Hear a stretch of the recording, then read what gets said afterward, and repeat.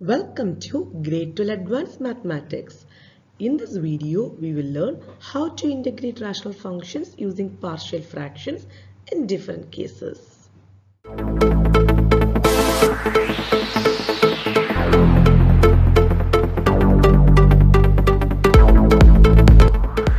Welcome to HSM Spot Math. Let's spark our math skills together. Let's kickstart question number 1. How to find a and b? First of all, let's simplify. X minus 5. Cross multiply the denominators so that left hand side and the right hand side denominators get cancelled.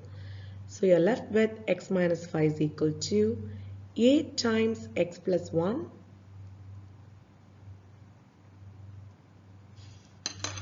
plus b times x minus 1. Our aim is to find a and b, right? So first of all, let's eliminate a by substituting x value as -1. Later, let's eliminate b by substituting x value as 1. So first, when we pick x as -1, substitute the entire x terms as -1. When you simplify, you will be getting b value as 3. Similarly, when you pick x as 1, plug into each x term as 1 so that you will be left your a value as -2. So your answer is option D. Same way, let's try question number 2.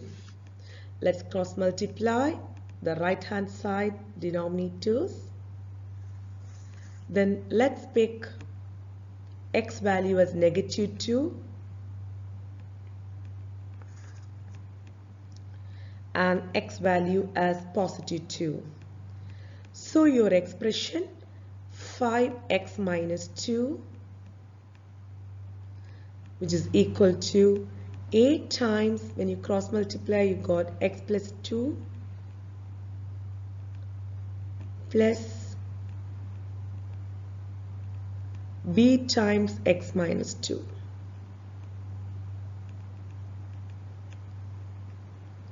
So when you plug in the value x is equal to -2, your a term will get cancelled and you will be left with your b term as 3.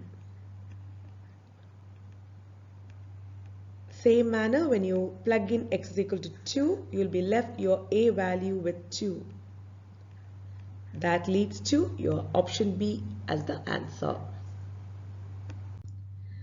Question number 3. Same setup. So please pause your video and try it out. You will get your a value as 4 and b value as 2. That is option D.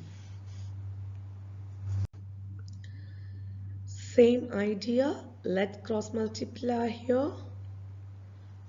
And let's try your x value as -1 and x value as 4.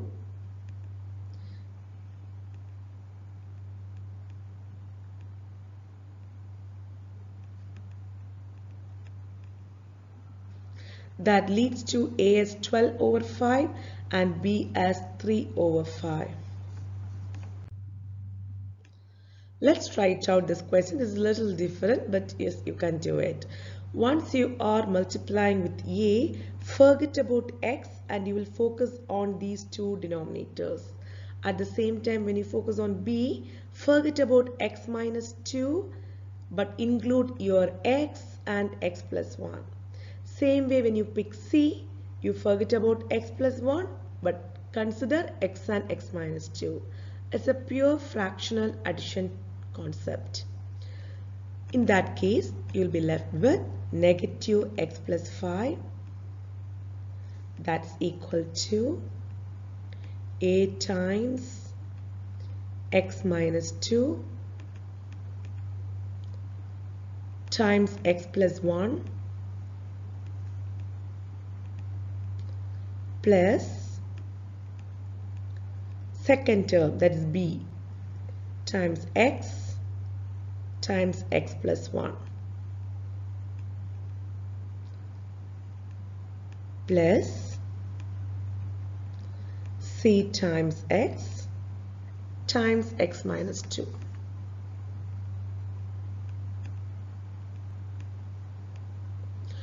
Now let's try to eliminate each terms a, b and c. First let us try to eliminate a by substituting x value as 2. So when you substitute x value as 2, you get negative 2 plus 5 will be leading to 3. That's equal to a term will completely get eliminated, even c term will get eliminated, because here also 2 minus 2 will lead you to 0. 0 multiplied by any number, it's 0. So you get 2, which is for this x. So 2 times 2 plus 1, that is 3. Then comes our b. So when you simplify, you get your b answer as 1 over 2. At this step, you can use calculator, but instead of b, you will substitute x.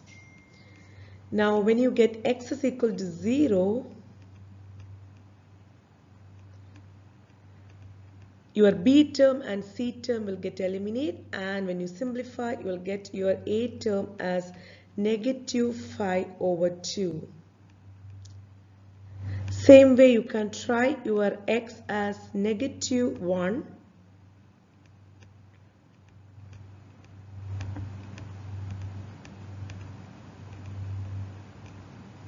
That leaves you with a and b as eliminated terms and c value as 2.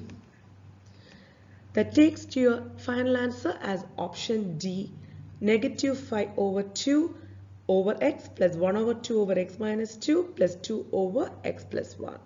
Please do practice. This is of the same idea, so you can practice well, pause the video and check out the answer. Answer is option D. Let's move into EOT 28. How to integrate rational functions using partial fractions in different cases. Here if you notice, you are supposed to find the value of a and b, but you can use it in different note as you can use the calculator. Let's just randomly pick a value for x, let it be 0.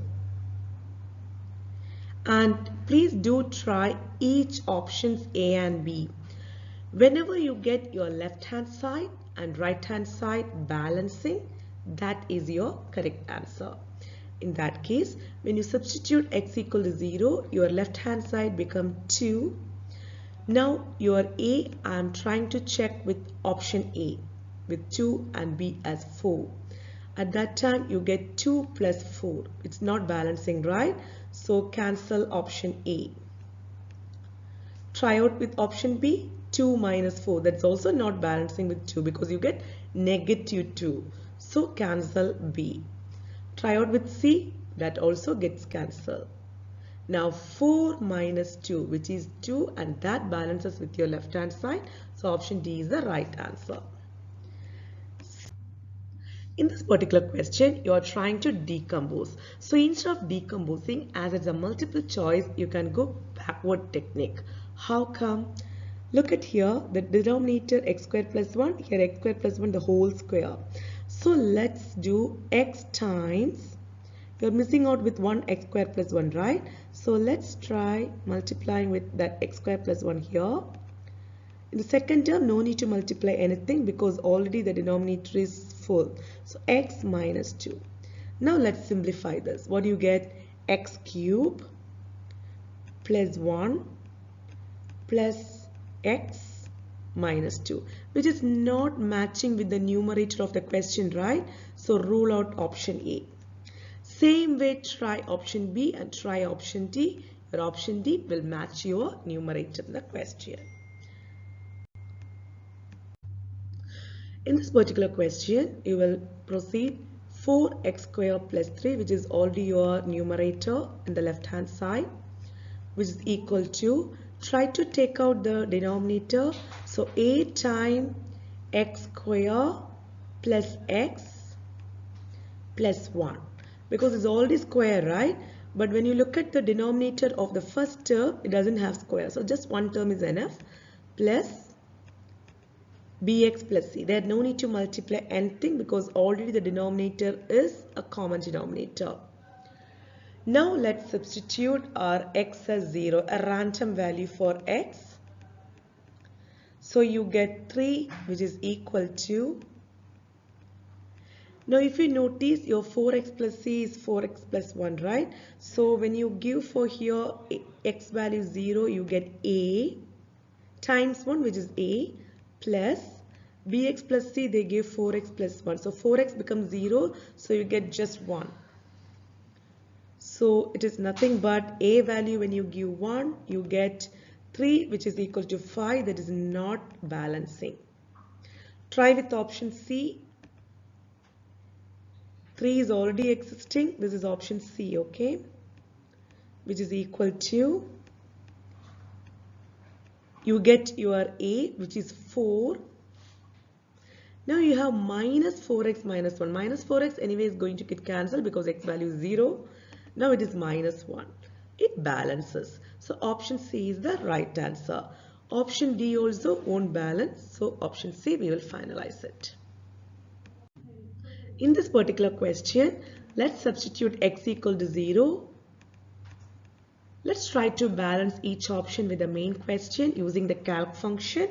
You will find out option D as the right answer. You will get 2 by 25 as a balancing expression. That's all in this video. See you soon. Keep practicing. Practice makes you perfect. Bye-bye.